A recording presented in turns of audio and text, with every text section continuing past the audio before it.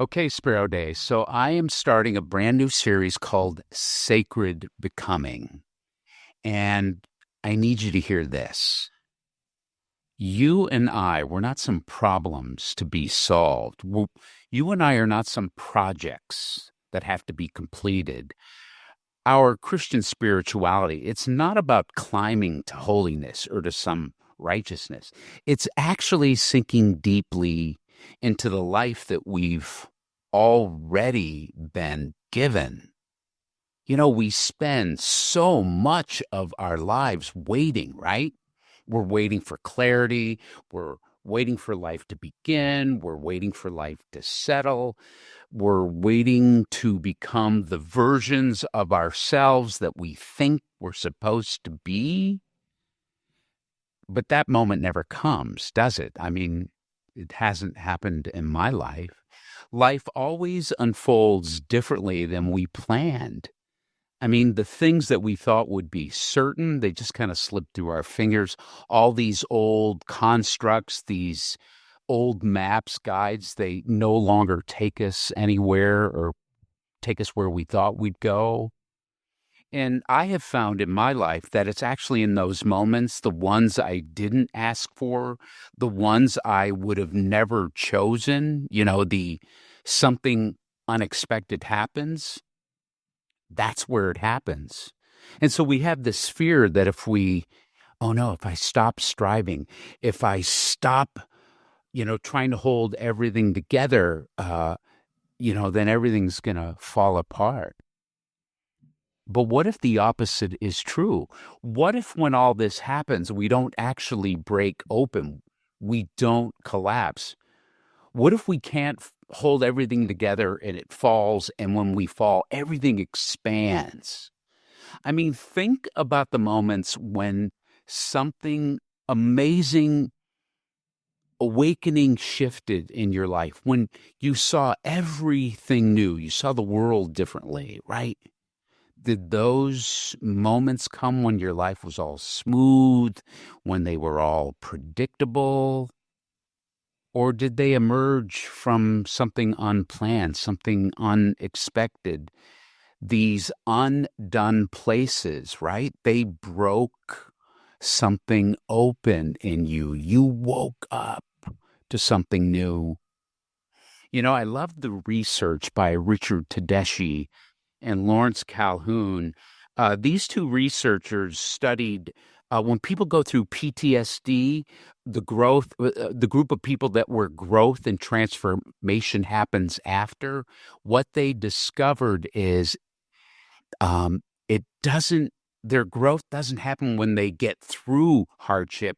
It happens within the hardship, meaning the very experiences we want to resist, that we think are going to undo us. This is where we're made and remade.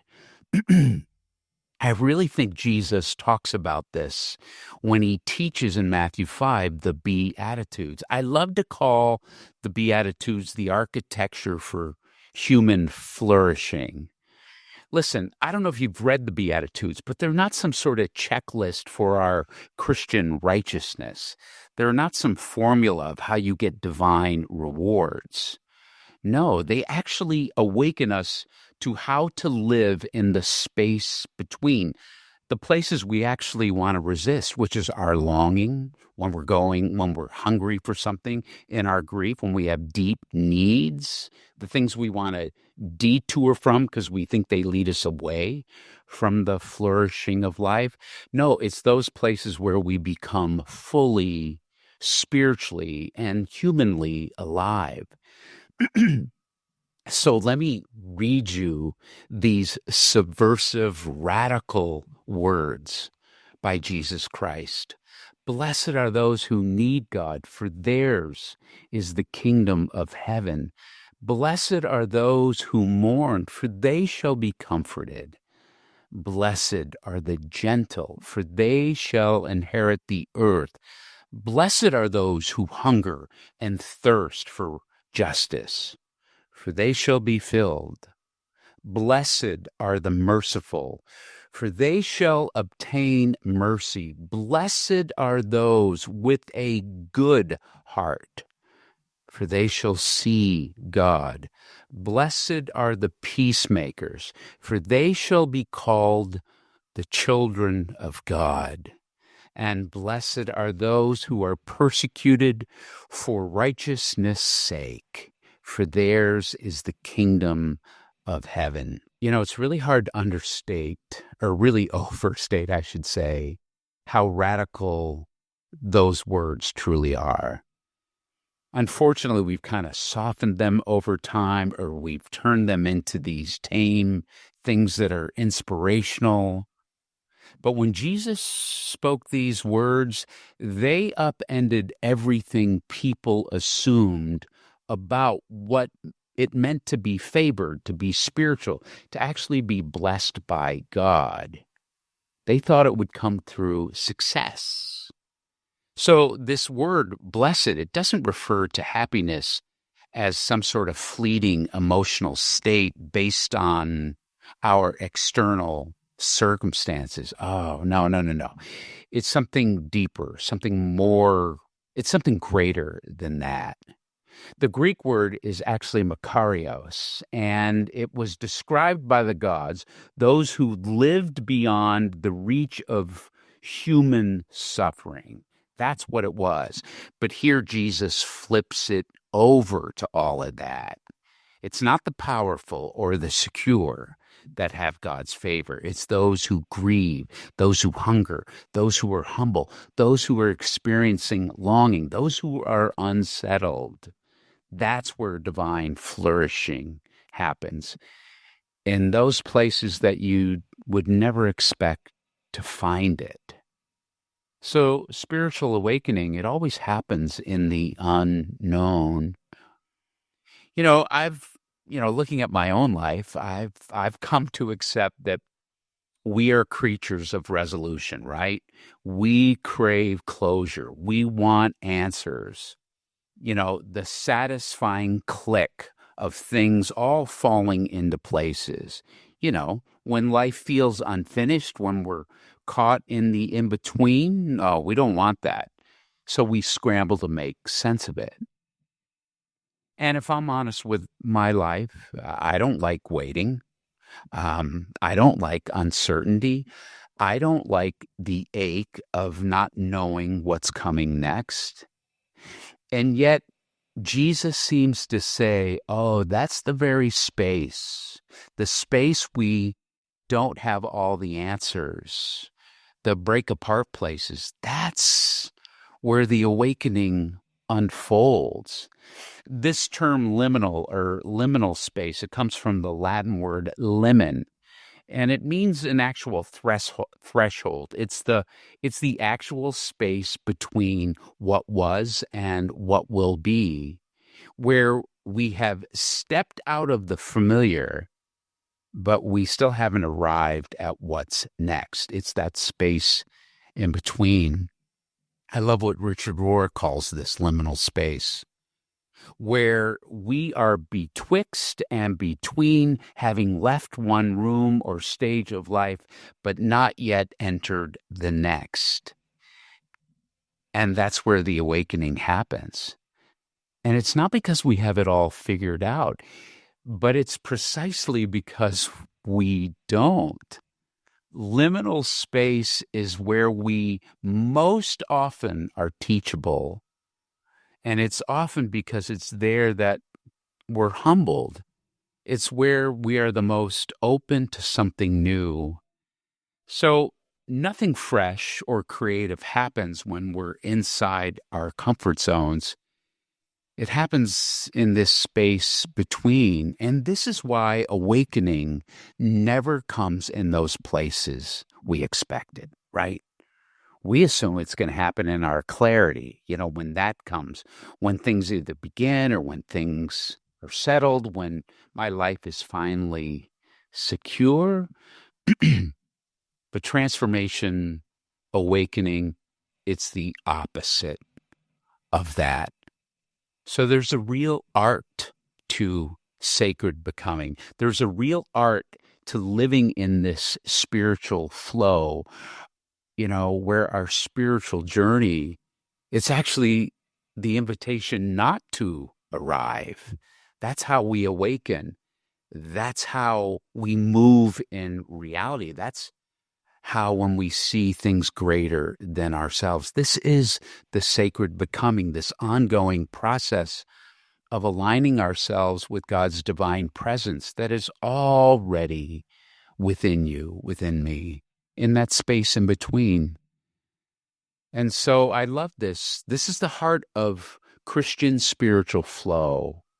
It's the way of being both grounded and open. It's being fully engaged, yet you're still surrendered. You are deeply centered, but you're also responsive to this ever unfolding moment of God's divine presence. And so this is part of our ancient tradition.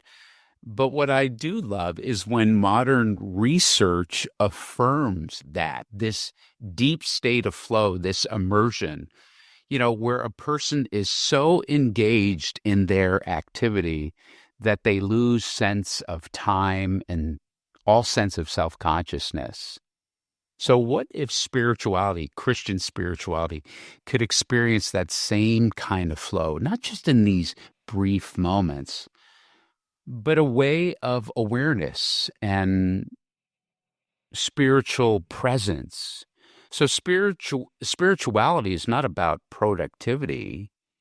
It's about this state of being attached to God, becoming aware of the divine presence within us and around us. It's not some distant place or distant idea.